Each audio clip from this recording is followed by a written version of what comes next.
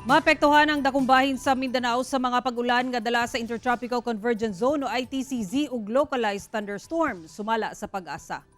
Wala gyapon na monitor ang pag-asa nga low pressure area ug bagyo sa sulod ug gawa sa Philippine Area of Responsibility hangtod karong weekend.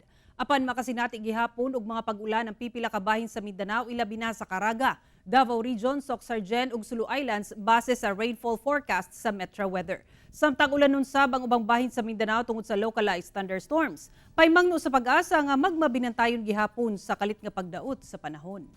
Masinati karon tibok adlaw or apil ng tibok dapit sa Mindanao nga adunay mga pagdagom labi na sa hapon or sayo sa gabi. Inubanan nga aduna sa mga kalit ng mga pag-ulan, pagpanugdog pagpangilat epekto na sa Intertropical Convergence Zone ug adunay mga localized thunderstorms.